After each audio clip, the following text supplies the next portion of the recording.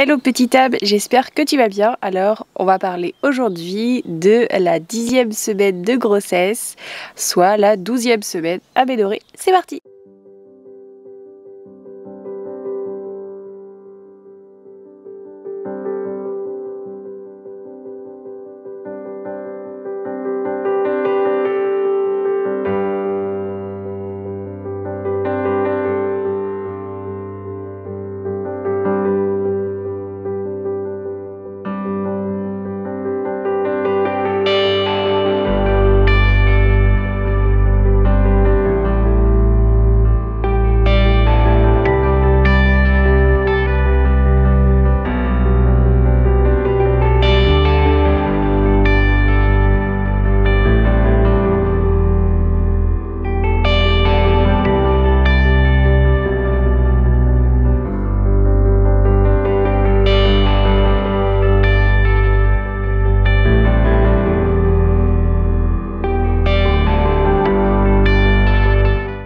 Donc là aujourd'hui nous sommes le 14 octobre et lundi 11 du coup nous avons fait la première échographie officielle, celle du premier trimestre.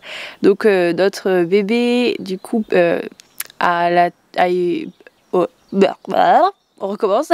Donc grâce à l'écho, je peux dire exactement, lundi, il faisait 6,2 cm. Donc ça commence à grandir.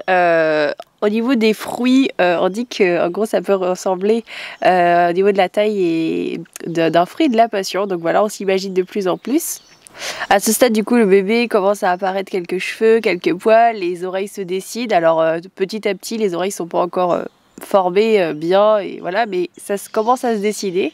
Donc les traits du visage bien sûr sont de plus en plus précis. Le cou commence à être un peu plus fort, ce qui fait que le bébé peut bouger sa tête. Et puis de toute façon à l'échographie là cette semaine le bébé il arrêtait, enfin notre bébé il arrêtait juste pas de bouger, c'était trop drôle.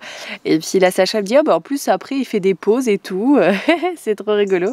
Donc voilà, on l'a vu bouger comme ça un petit peu. C'est drôle, les mains, les pieds, le dos un peu partout. Donc c'était plutôt chouette de voir ça. Et à ce stade aussi le bébé peut ressentir des vibrations et vous voyez à travers des massages quand on masse le ventre, à travers quelques vibrations autour, on peut pas dire vraiment que c'est des sons qui sont, mais plus des ressentiments de... Enfin, il ressent des vibrations, voilà. Donc bon, on va dire que c'est les sons qu'il perçoit à ce stade entre guillemets. Donc voilà pour la 10e semaine de bébé. Donc maintenant la 10e semaine de maman. Alors je prends mon téléphone parce que j'ai noté un peu tout ce qui s'est passé cette semaine. Mon doudou. Donc cette semaine en fait c'est vrai que j'ai pas mal de saignements au niveau de mes gencives, au niveau de ma langue, au niveau... si je brosse mes dents, je saigne très facilement. J'ai remarqué aussi que mes vaisseaux sanguins sont de plus en plus, on va dire, apparents sur mes jambes, mes pieds, mes mains, mes bras, voilà. Pour le moment, pas trop sur mes seins, parce que je sais qu'il y a des femmes parfois, elles parlent d'autoroute.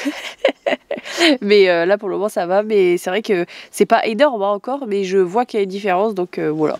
Je pense qu'au niveau du flux sanguin, c'est assez...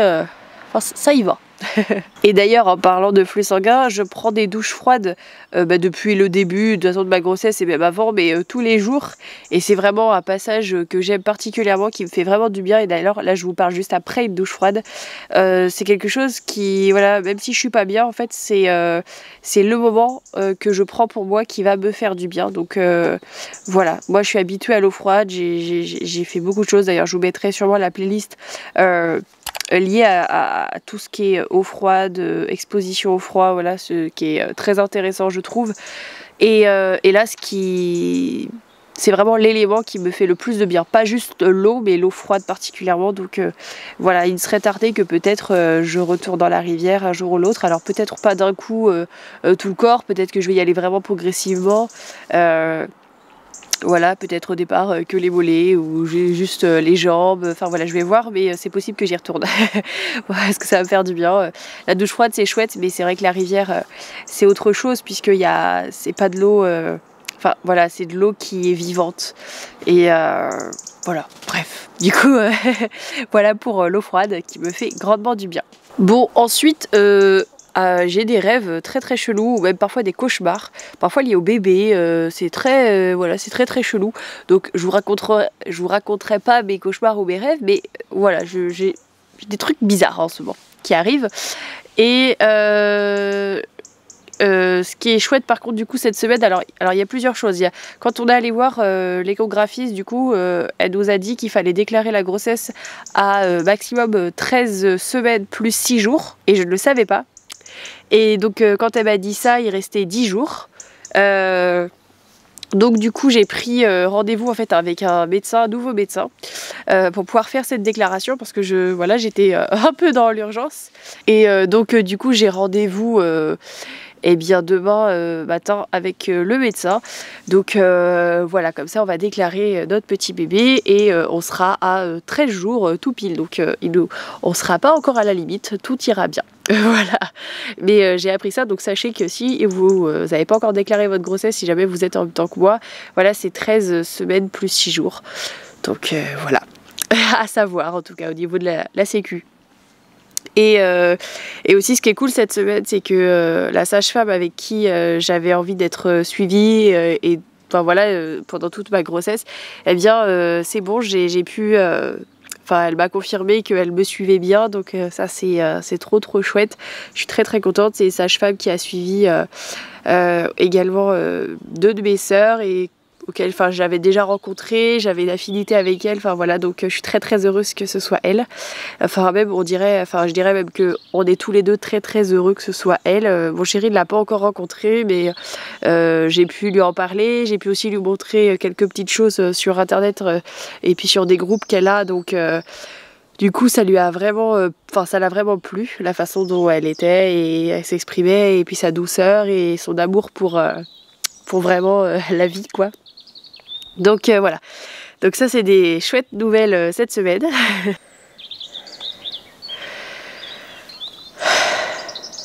Et d'ailleurs, en parlant de cette sage-femme, également, elle va envoyer toutes les... comment ça s'appelle, plein de la ordonnance, tout ça, pour faire une prise de sang, donc que j'ai fait aujourd'hui. Pour tout un tas de petites choses à voir. J'avais pas encore une sage-femme qui me suivait, donc j'avais pas encore fait de prise de sang pour beaucoup de choses. J'avais fait pour la toxo ou trucs comme ça, mais pas pour le reste. Donc du coup voilà, j'ai fait aussi du coup cette semaine la prise de sang pour la trisomie 21. Donc pour l'échographie, au niveau de la trisomie 21, ça allait. En tout cas, c'était pas, pour la clarté ducale, c'était très bien. Donc voilà, on attend les résultats aussi pour la prise de sang, on n'est pas inquiet.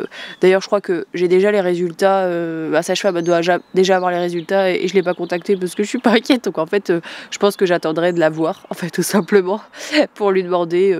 Je sais pas, je vais pas l'appeler juste pour ça, entre guillemets, parce que je m'inquiète pas. Donc voilà. Bon, par contre, les nuits, je dors pas ou très peu et très mal. J'ai très mal aussi au lombaire. Ma sœur vient de me prêter, en fait là en toute fin de semaine, j'ai dormi là qu'une seule nuit avec, et donc je peux pas vous dire vraiment, mais une espèce de coussin d'allaitement pour dormir et tout ça, et bon je tente, mais je sais pas si ça va vraiment m'aider. En tout cas voilà, les lombaires ça me fait mal la nuit, je dors très mal. Je vais beaucoup toujours aux toilettes 3, 4, 5, 6 fois la nuit. C'est vraiment affreux, ça me coupe énormément dans mes nuits. Bon après, les loulous là. Bon, sans parler des chats, je voulais parler d'eux d'ailleurs, et donc ils se sont fâchés entre eux. Mais sans parler des chats qui foutent le boxin.